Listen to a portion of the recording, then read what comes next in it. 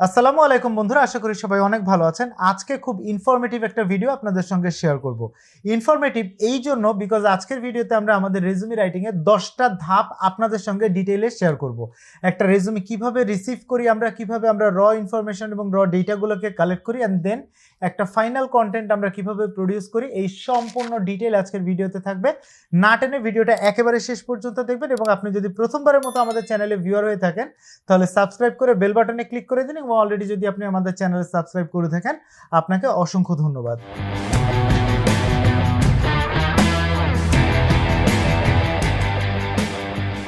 একটা professional resume আমরা 10 ধাপে তৈরি করে থাকি। কেউ কেউ আমাদেরকে বলেন যে আপনাদের রেজুমি রাইটিং এর ফিটা একটু বেশি। সো আসলে একটু বেশি হওয়ার পেছনে তো আমরা অনেক বেশি এফোর্ট দিচ্ছি, যার কারণে রেজুমি রাইটিং এর ফিটা একটু বেশি হচ্ছে। সো আপনি যদি অন্য কোনো সাধারণ জায়গা থেকে যদি আপনি আপনার একটা রেজুমি তৈরি করতে যান, তাহলে সেখানে হয়তো একটা বা দুইটা ধাপ ম্যাক্সিমাম অবলম্বন করবে। আমরা সেখানে 10টা ধাপে আপনার প্রফেশনাল সিভিটা তৈরি করছি। সো আমরা যদি একটা ধাপে তৈরি করতাম, বাকি 9টা ধাপ যদি আমাদের না লাগতো, তাহলে কিন্তু আমাদের ফিটাও আরও কমে আসতো। সো সব জায়গাতে সস্তা না খুঁজে কিন্তু কোয়ালিটি খোঁজাটাও একটা দরকার, এবং কোয়ালিটি খোঁজাটাও গুরুত্বপূর্ণ। আবার আপনি চিন্তা করে দেখেন যে এই যে 10টা ধাপে আমরা রেজুমি তৈরি করি, এর একটা ধাপ করতে যদি 500 টাকা লাগে, তাহলে 10টা ধাপ করতে মিনিমাম 5,000 টাকা প্রয়োজন। বাট সেটা কিন্তু আমরা চার্জ করছি না। এবং আপনারা সাধারণ সিভি যে সমস্ত জায়গা থেকে তৈরি করেন, তারা কিন্তু এই 10টা ধাপ কিছু সম্পর্কে জানেই না। আর ফলো করা বা এই 10টা ধাপ ফলো করে রেজুমি তৈরি করা, এগুলো তো বহু দূর কা বাত হে। সো চলুন আমরা প্রথমে 10টা ধাপ সম্পর্কে একটু জানার বা বোঝার চেষ্টা করি। সো প্রথম ধাপ, অ্যাজ ইউজুয়াল আপনাকে বুকিংটা কমপ্লিট করতে হবে, এবং আপনার যে পুরনো রেজুমিটা আছে সেই রেজুমিটা আমাদের কাছে পাঠাতে হবে। আমাদের একজন প্রতিনিধি আপনার রেজুমিটা রিসিভ করবেন, এবং রিসিভ করে আপনাকে ইনফর্ম করবেন। এরপরে দ্বিতীয় ধাপ, আপনার পুরো রেজুমিটাকে একটা সুইটেবল ফরম্যাটে কনভার্ট করা হবে।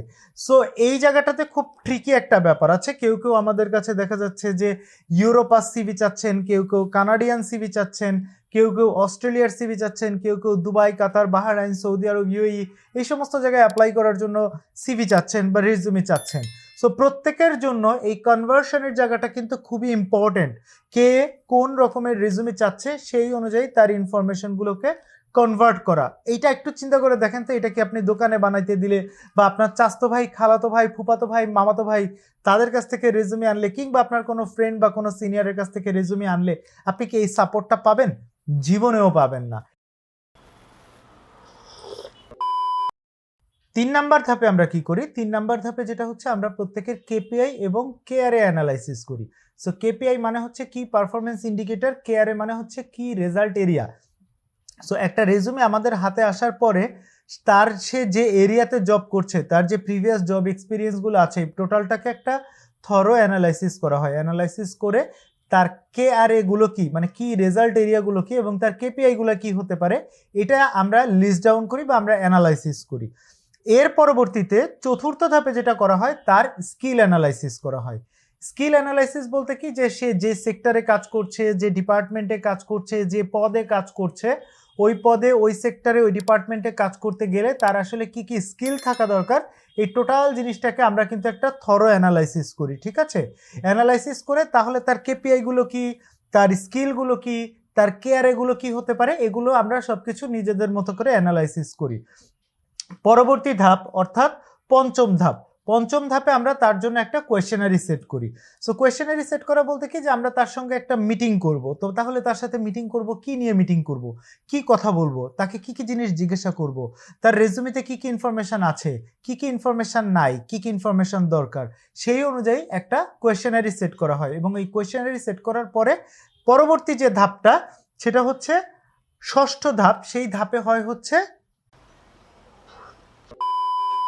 পরবর্তী যে ধাপটা, সেটা হচ্ছে ষষ্ঠ ধাপ। এবং ষষ্ঠ ধাপে আমরা যেটা করি সেটা হচ্ছে 1-to-1 সেশন। এই 1-to-1 সেশনটা খুবই গুরুত্বপূর্ণ। এই 1-to-1 সেশনটা সাধারণত আমরা ভার্চুয়ালি করে থাকি। সো এই 1-to-1 যে সেশনগুলো করি আমরা, এখানে তার অবজেক্টিভগুলো কি, তার ইন্টেনশনটা কি, সে কেন রেজুমিটা তৈরি করতে চাচ্ছে, রেজুমিটা তৈরি করিয়ে নেওয়ার পরে সে কোন ধরনের প্রতিষ্ঠানে কোন ধরনের জবের জন্য সে অ্যাপ্লাই করতে চায়, তার রেজুমিতে কোনো অ্যাচিভমেন্ট ছিল না, তাহলে অ্যাচিভমেন্ট না থাকলে তার অ্যাচিভমেন্টগুলো কি কি, সে কোম্পানিতে কি ইমপ্রুভ করেছে, কোনটা ইন্ট্রোডিউস করেছে, কোনটা মডিফাই করেছে, কোনটা চেঞ্জ করেছে, কোনটা অটোমেট করেছে, তার স্কিলগুলো কি কি, তার ক্যারিয়ার ডেভেলপমেন্ট ল্যাডারটা কি, এবং তার কোনো ট্রেনিং আছে কিনা, তার রিলেভেন্ট কোনো প্রফেশনাল কোয়ালিফিকেশন আছে কিনা, এই সমস্ত ব্যাপার কিন্তু 1-to-1 সেশনের সময় ক্লায়েন্টের সাথে ওভার দ্য ফোন অথবা হোয়াটসঅ্যাপে কথা বলে বিস্তারিত জেনে নেওয়া হয়। এরপরের ধাপে আমরা যেটা করি সেটা হচ্ছে মূল সিভি লেখার কাজ। সো সিভি লেখার কাজটা আমরা করে থাকি ক্লায়েন্টের কাছ থেকে যে ইনফরমেশন আমরা রিসিভ করলাম এবং ক্লায়েন্ট প্রিভিয়াসলি যে রেজুমি পাঠিয়েছিলেন, এই দুইটা মিক্স করে তার রেজুমিটা তৈরি করা হয়। রেজুমি তৈরি করার কাজ যখন হয়ে যায়, এরপরে আমরা যাই হচ্ছে আমাদের পেজ সেটআপের কাজে, যেটা আমরা বলছি আমাদের 8 নাম্বার কাজ। সো একটা রেজুমি যখন তৈরি করা হয়, দেখা যায় যে সেটা কারো কারো ক্ষেত্রে 4 পেজ, 5 পেজ, 6 পেজ হয়ে যায়।